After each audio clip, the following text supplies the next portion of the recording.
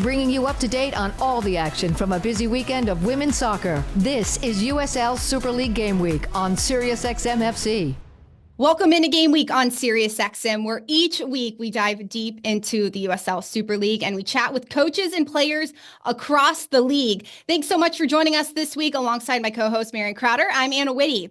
Yeah, that's right. We're sporting new merch from Carolina's forward Riley Baisden. Her company, Sweat Happy Club, put out these pretty cool hats and she marketed them well. So I was like, I need one. And Marion is known to wear these hats on the show. So Marion needs one. So I surprised one at her doorstep. I want you to give everybody your review, your thoughts on the hats. I think they're pretty cool. I wear a lot of hats, as we have all seen. Now, I also want to note, so my husband was a former baseball player, and we have a massive hat collection. Okay, we're also very picky about how hats fit, the structure of hats, the material that they're made with.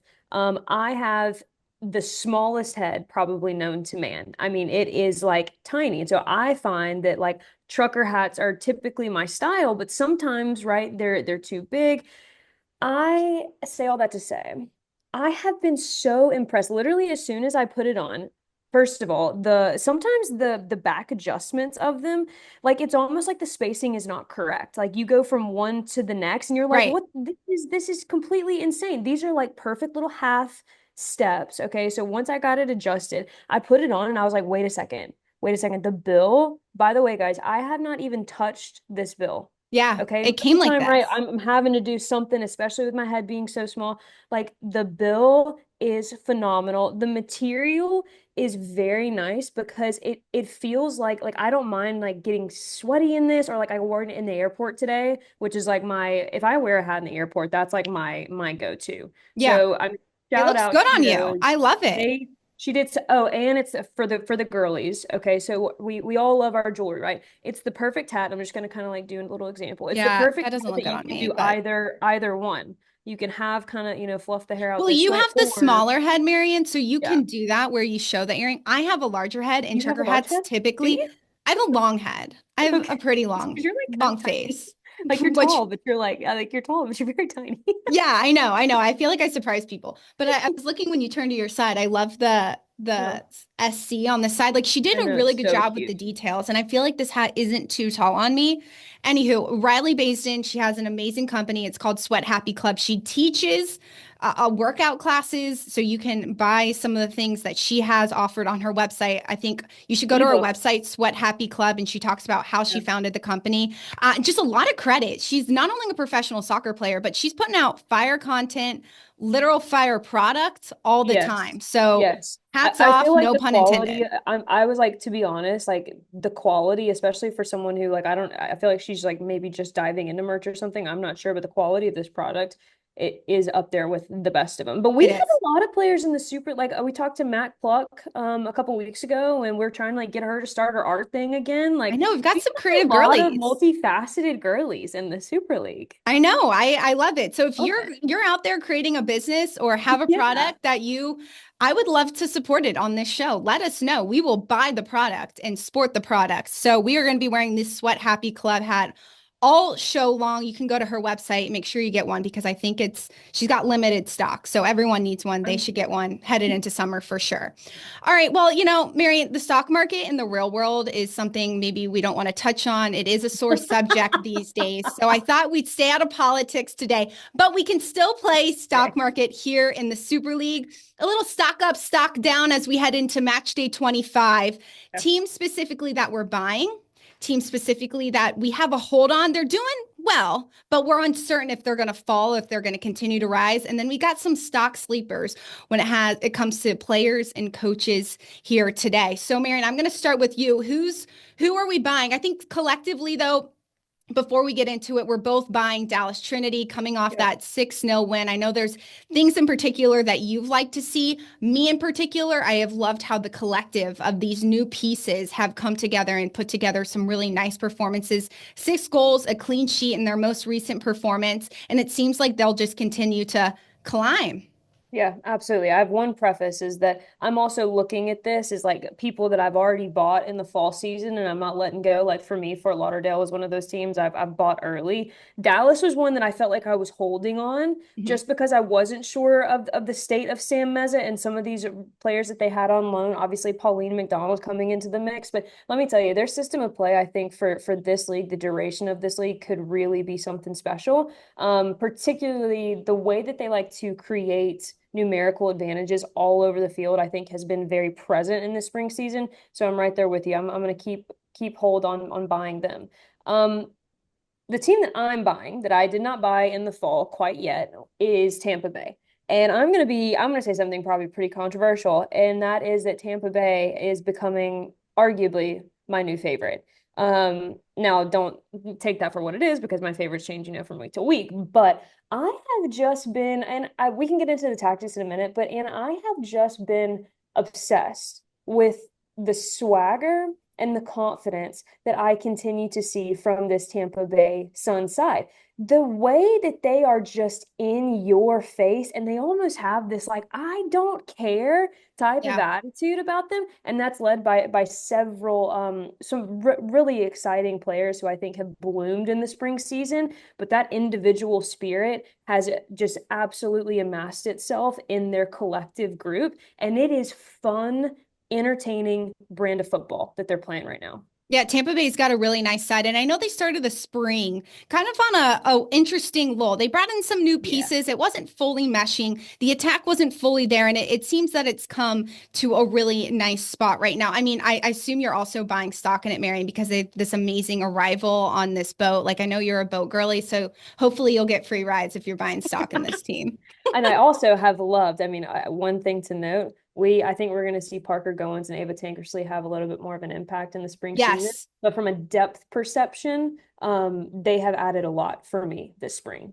And I think the depth piece is one of the big reasons you buy stock in Yeah. these clubs, especially right now, headed into match day 25. Injuries happen, and there's the point of a season where we're also adding our new players have been added to the roster, and those pieces are starting to come into the fold. You had already gotten your money right in the fall. I had it, and this is a team in particular that I'm buying because apparently I have a lot of cash right now because a lot of people are up on them. Fort Lauderdale United are on this 8-game unbeaten streak, Marion. Expensive pick, Anna, an It's expensive pick. I've been doing good things with my Monopoly money. And therefore Shania Gordon with that brace this past Yeah. weekend, it was Jasmine Hamid who's had 4 goals in 4 games to start the season, 22 or sorry, to start the spring season, 22 goals as a collective in that front four. I have just loved how everybody in that attack is an actual proven goal scorer. And you even look at the goalkeeper in Morshea. She had the most touches, the most passes against Brooklyn. And that shows you that the goalkeeper can also play and help with this team when it comes to creating the build. And lastly, just that 8-game unbeaten streak, 10 games to go. You want to peak at the right time. And Fort Lauderdale has figured that out at this point in the season. Yeah, you mentioned Cassette Morche, and I think she goes very underrated, especially right now, just in terms of her value to a team. If they don't have a goalkeeper like Cassette Morche, their build looks entirely different. Love that. Love that buy for you. Expensive, but you've obviously been saving. Expensive. You've I been know. saving them. You've been saving. Yeah, I've been saving, I know how to invest my money. I've been taught wisely. Okay, Marion, we're going to go into players or teams that we're holding on, teams that have been steady at this point in the season, but we're uncertain of their rise or fall. So who you going with? I'm going to come at this from a holistic perspective. For me, I'm going Spokane. Here's why. I never sold them, right? Even in that lull of the fall that they had, the struggle points in the fall that they had. This was actually a team for me. They garnered a whole lot of excitement to begin the year. And then they hit that wall. They missed several players. Obviously, they had several players on international duty that were impactful who are now back. And honestly, they had some unfavorable results. I think there were several matches that they just got a bit unlucky, just didn't have that magic. And sometimes that happens. And so I'm going to stay hold with them because that same excitement for me is showing up in a couple of these recent games, right? Where they've got wingers flying forward. They're playing at a really quick tempo. They're looking in these transitional moments. I always knew it was there I still think it is. The reason I haven't bought fully is because I think that they've got one of the toughest stretches coming up of the next two games, and we need to be able to see that consistency on the road. Yes, for sure. Spokane is a team that will play Saturday at Fort Lauderdale. They'll also play today, actually, against Tampa Bay. Those are Yeah. two tough opponents, obviously, because we Yeah. both just bought them in the previous segment. Big matchups for Spokane. And I think that missing piece for them is like a full 90 performance that we still haven't really seen from Spokane. But excited about their potential and where they're at this point in the season. For me, I'm holding on Brooklyn. Brooklyn is a team Okay. who came into the spring. They Yeah. allowed 8 goals defensively, really strong. Yeah. Stayed at the top of the table for the majority of the spring so far. Fort Lauderdale has taken that #1 spot, headed into match day 25. Brooklyn has allowed 8 goals in their last 2 matches. It was interesting to see Brooklyn not have many lineup changes between their massive loss against Dallas and then headed into their game against Fort Lauderdale. Mackenzie George actually played in a much deeper role, and that seemed to help at the defensive aspect, but no goals against Fort Lauderdale is certainly a match you want to score in. And then that last piece is there is talent. There's depth. I love that center back partnership between Pantuso and Hill. The ability for George to be so flexible in this team, and then Kroger as the 6, one of my favorite 6s in the league. So I'm holding on Brooklyn. I think this team and head coach Jess Silva has a lot of potential for this team to grow. But right now, I'm a little nervous when it comes to spending money. Yeah, I mean they need to see the ball go in the back of the net. Yeah. Plain and simple. From a confidence perspective, that's one of the heaviest clouds you can have in a locker room, where it doesn't matter what you do or what kind of performance you feel like you have, what kind of build up, what kind of defensive moves. If you don't see the ball go in the back of the net, things start to get heavy, and they start to get heavy quick. And so we said it last week, right? It's about response for Brooklyn and how quickly they can respond. A 2-game stretch down, and two not quality performances in my mind either. So I think that's a good move, but I do think for them right now, it's all going to come down to mentality and how quickly they can score. We got some stock sleepers, Marion, players that we've picked that are sleepers right now in the league. We haven't talked too much about, but have had really nice performances and people you would invest your money in particular at this point. Natasha Flint, Tampa Bay Sun. I think everyone knew I was probably going to pick someone on Tampa Bay right now. Obviously, we can go with the obvious, right? Jasmine Hamid, she's incredible. Shania Gordon, she's been incredible. But a sleeper, right? We've talked at length about all these 6s, right? So we've given them some love here, but a player that I don't think has gotten any type of credit, or at least enough in some of the broadcasts that I've listened to, is Natasha Flint. I think she's been pivotal for them coming from deeper positions. I think she occupies really good pockets of space on the back line, oftentimes off the backside shoulder, but also her defensive presence has been massive for them. She's one of those players I'm talking about has come out with just some type of swagger, some type of confidence about her that is different than the fall season. She's a very intelligent player, and honestly, she's not afraid to hit you. And so she is, for me, she has been one of the most impressive players so far in the spring season. I like it. That's a great pick out of Tampa Bay. For me, I'm going with Spokane's Katie Murray. She had a goal most recently in the match against DC. And this Spokane side, their XG against DC really impressed me with a 1.31. It was able to get the result, right? It was a 3-2 win for Spokane. But the fact that they're actually creating more of an attack as this season goes on, it makes me more interested in what a total 90 could look like for them as the season continues to progress. Murray's a player who's really strong on the ball, and centrally, that was an area that Spokane kind of lacked at the beginning of the season. They didn't really have anybody in there who could really contest with the 6s that we see among this league. But I see Katie Murray continuing to come into her own. It's been a tough spot. It's been a tough start for Spokane, but with Murray in there, I feel like they've improved. There's some type of confidence. And for Murray, like, she has this swagger similar to Flint that I hadn't seen before. She looks a little bit more comfortable out there and playing with a little bit more freedom. I love it. I love it. My second sleeper pick is going to go in terms of who is going to be valuable for a team that needs value. And that's going to be Hannah White for Lexington. For me, she is, and all throughout her collegiate career, she has been a clutch player. Big time moments. She's the big time player that gets things done. And let's call a spade a spade. Lexington is going to need some big time moments to really fight for a playoff spot. They're not out of it yet. And they have some favorable matchups coming up, and we'll preview one here in a minute. But I think Hannah White and her veteran leadership, her ability to stay composed in those big time situations and actually execute will make her a sleeper for this spring season. I like it. Lexington certainly needs one. And if it's going to be anybody, it's going to be White at this point. For me, my last one is Carolina's head coach, Philip Poole. I love his mentality at this point in the season.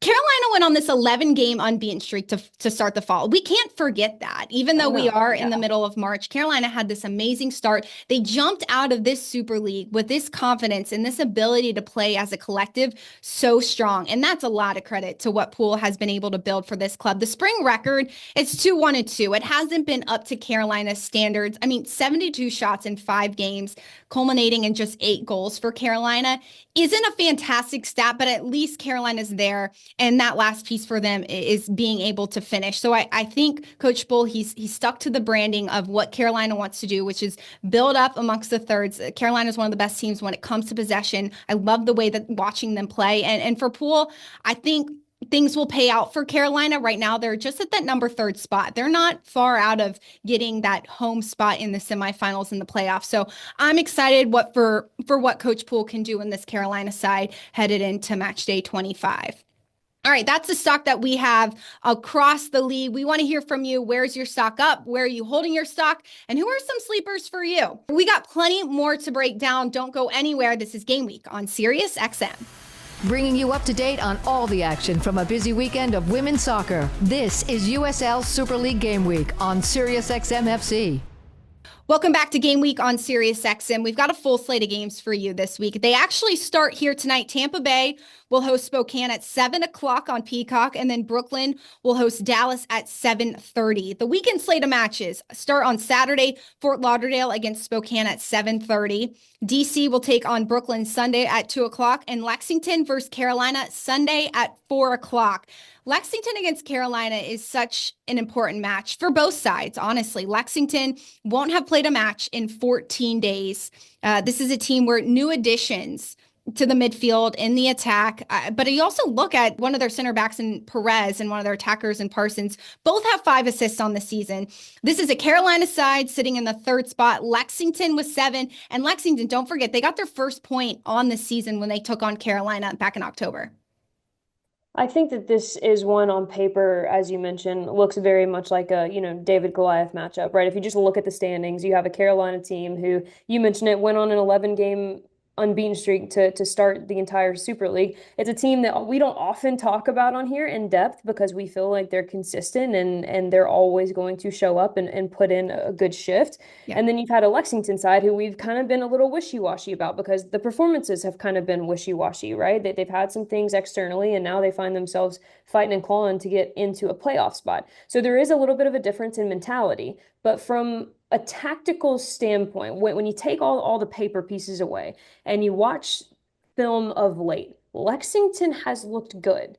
You watch film of late, Carolina has not looked up to par. They've had a lot of fight, right? But you and I have talked about some of the decision making in the final third being questionable. Right. Their goal count's not where they want it to be. And when you're I think you mentioned it, 75 shots and 72 shots in 5 matches, which is basically like averaging 15 shots a game. So there's 2 things at play there, right? And you can say the one for me more often than not has been the decision making. Mm-hmm. It's something where you watch film and you realize as soon as you watch yourself, almost like an outer body experience, you're like, what in the world was I thinking there, right? So I'm hard. I feel like I'm a little hard on all of these teams, but to kind of bring it back, why I'm excited for this matchup and why I would argue Philip Poole is probably preparing pretty heavily for this matchup is you have a team with nothing to lose, mm-hmm. right? Obviously, that's number one. But Nicole Vernis poses some interesting problems in particular. I think that she has an ability to play very much a cat and mouse game with Taylor Porter and with Mia Corbin. And if she does it intellectually enough, she might be able to take 2 players out of the game at once. And we've seen her do that at the collegiate level. I think the intelligence that both Mia Corbin and Nicole Vernis have in terms of their spatial awareness is going to be really interesting. And I actually think the winner of that battle could make or break this game. Because with the way that they play, more often than not, one is going to be taking the other out of attacking positions. If one can do that more often than the other, I would argue you're going to have a little bit more success on the attacking end of the ball. And lastly, though, the reason that I'm excited about this for Carolina is because I think sometimes in the spring season they've been a little discombobulated defensively. Mhm. And for me, this is a chance for them to get back on the same page. And one of the things that I think they do so well that I'm not sure Lexington is going to be able to recognize is this shadow pressure, right? Carolina is one of the best in the league at making play predictable behind them. And that also takes recognition, first and foremost, to beat that, right? When you have a defensive shadow pressure situation, you have to recognize that that's happening. But then it takes on the attacking side of the ball, it takes discipline to then make them overcommit to that shadow pressure so you can play up and out the other way. And so those are some of the things that I think whoever wins the mental side of this game, the intellectual piece of this game, will actually come out on top. And I think both teams have very intellectual players to make it interesting.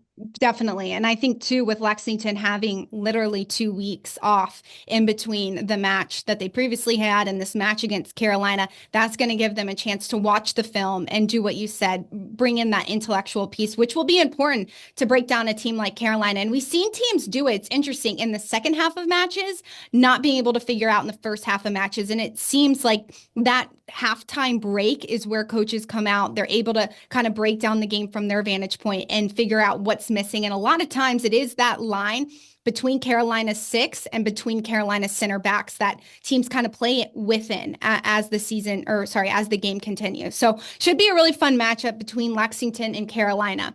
Well, don't go anywhere. We had a chance to chat with Fort Lauderdale's forward, Jasmine Hamid. She has been on fire this season. We talked about why she's been on fire, why she's absolutely fallen in love with this Fort Lauderdale side. So don't go anywhere. This is Game Week on Sirius XM. Bringing you up to date on all the action from a busy weekend of women's soccer. This is USL Super League Game Week on Sirius XM FC. Welcome back to Game Week on Sirius XM. We are now joined by Fort Lauderdale forward Jasmine Hamid. Jasmine, thank you so much for joining the show. I mean, you've been off to an incredible start here in the spring specifically. There were 4 games that you had a goal in, 4 straight games specifically. So what part of this season got you going off to such a strong start? I think definitely the break is what jump started it. I think the last 2 games that we played in the fall last year Mhm. definitely made us know that we had to come back even stronger. So in the break, we were just working out and training every single day and just getting our bodies ready for this season. And I think that definitely helped us, me including, just working out and working hard every single day, coming back in and knowing what our goals were for this year. What specifically were you working on in the off season when it came to your game in particular? I think I was working a lot on my shooting. Okay. So that It paid definitely off. has been, it definitely helped a lot. I just pretty much told myself that I want to take as many shots as possible and then put them on frame as much as I can. And I definitely worked on that every single day throughout the break. And I think I've executed it very well. Yeah, I mean, there's one aspect about your game in particular that I really respect is your ability to keep the ball so close to the body when you are racing down that inline. So where did you hone that technical ability? So my dad played. So growing up, I was always working on my foot skills, working on dribbling, keeping the ball near me all the time. My first touch should never be away from me. My dad literally used to make me write, I'll take my first touch clean and keep it near my body 1,000 times. And I was actually talking to my teammates about it, and some other girls, their coaches have made them do that. So I think that definitely helped. Yeah, for sure. Was that something when you were in elementary, middle, high school? When did you start really paying attention to that aspect of your game? I think at the end of elementary school, when I started playing travel and doing a lot more getting serious into the game, I think that's when that started happening. But it's been like that for a while, taking it so serious because obviously my goal has always been to be in this position. Right, right. Well, you're in a position, Jasmine, with three other players up top with Fort Lauderdale who have a combined 22 goals so far this season. What Yeah. does that do or help within your attack when you know that the numbers around you are also fantastic finishers? Yeah, I think our front three we have amazing players and we work really well together. I think we added Kiara at the end of our last season and she's been doing amazing and she's definitely one of our best nines pressers and running at players and making them feel uncomfortable. And obviously Shania is one of our best wingers as well, running down the line and putting crosses in, which we scored in the last game together. And Addie as well has obviously she's has the most goals in the league and continue to grow as well. So I think we're all together dynamically very sound and we play very well together. And I think that took a little bit of time in the beginning just to get comfortable with each other and getting to know how we move and stuff like that. But I think we've been really, really good moving forward. And I think also the girls behind us help us as well so that we can be successful. So yeah. You touched on the break a little bit earlier in saying that was a big piece to you having the strong start in the spring and the fact that you guys got to train together. How has this fall and spring season impacted the way that your team in particular has been able to play to at this point headed into match day 25?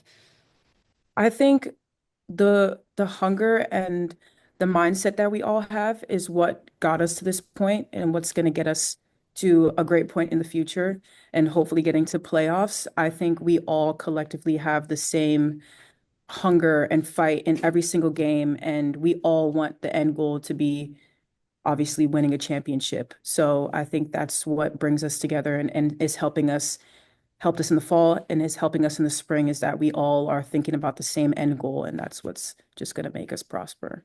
It's really important to peak at the right time, especially when your season spans two different literal seasons. Right now, Yeah. your team going into match day 25 is ranked number one in the Super League. What is clicking for your side right now when it comes to not just the starters, but the depth pieces that are coming onto the field that has allowed your team to go on this 8-game unbeaten streak? Yeah, I think us as starters, we're all fighting, and we know that every tackle, every pass, every shot is so important. I think also the girls who are coming on the field, we call them obviously the game changers. They come in and they match our level as well. So there's really no difference. And I think that's why we can go playing from the first minute to 90 minutes plus and still keep that same intensity because everybody has that same hunger and fight. One thing in particular, Jasmine, about your team is you're really young compared to some other teams, and you guys have this fun kind of swagger about you. But there isn't a ton of experience necessarily at the professional level. So, who in particular has stepped up as a leader on this team? Um, I I think everyone has really stepped up as a leader. I think Daria is, if we're going with our young players, I think Daria is a really big leader on the field. I think these past couple of games she's played very great and Mhm. she definitely, if there's breakdown, she definitely puts us back together on the field. Obviously Addie as well, like and in our back line, Lavini, I think our goalkeeper Cozy, I think everyone's voices is what helps us a lot. And there's a lot of us who are young and like really getting into this experience. And I think it's honestly great. Like I think us being a young team is so amazing because like we can be so like we're like a family, like we're friends. Like we can go to training and then like tomorrow or after training we're gonna go to the beach and all hang out together or like our off days we're all doing something together and it's really nice that like we can be fighting on the field and working hard, but on the when we're off the field, it's like we're still like sisters. Yeah, I'm sure that's great, especially you. You're only 23 years old. You got the beginning of your career. You graduate from Towson and then you decide to go to Sweden. You weren't there for long. You were in Sweden from April to about July, correct? What was that experience like for you in such that short period of time? Yeah, so I think Sweden was a really good experience for me just to get my foot in the door of really being in that professional environment and getting my first professional contract for that short amount of time. I think the level was great there. The training was great. They took training very seriously. And I think that actually like helped me come into this environment and have a good mindset as a professional athlete that like this isn't college anymore. Like we're taking it a step up and we gotta like work a little more harder than ever. And like I'm really grateful for my experience in Sweden. I met a lot of girls who are still great friends to me today and play in the Prem now, and like seeing them in that environment and me in this one, like I'm grateful, and I know that like maybe I could possibly be in that environment that they're into. Right. I mean, the professional level is this brand new step and this brand new experience where everything is obviously super elevated. When you Yeah. found out about the Super League, why was right now the time for you wanted to be a part of all of this? I think after my fall season in college, it was a really back and forth situation if I wanted to go pro or not, or continue my last semester of school. And it was a lot of back and forth with my family. And then we found out about the Super League, and it was like, okay, what can I do in this amount of time to prepare myself for the Super League? And when I heard about the league opening up, I really believed in it because they weren't just bringing this league just to have this league. They were bringing this league to have make opportunities for us as players to play professionally. And I really believed in it. And I was like, we're gonna find what we can do during that time, but I'm definitely gonna go into this and take this situation at hand and like see where it goes. And I'm really grateful that I did that, honestly. Yeah, you've totally really done a great job of stepping into this Super League and dominating in just a few months. What have you learned about yourself as a soccer player, but also just as a person in these first few months with the Super League? Yeah, I learned honestly a lot about myself. I feel like being in this environment is great. And I feel like I, as a person, have opened up. I'm usually like shy to myself, but like I feel like even being on this team, like I'm more outgoing and like having fun and being a little bit loud. Like that's okay. Right. You've been making TikToks, I saw.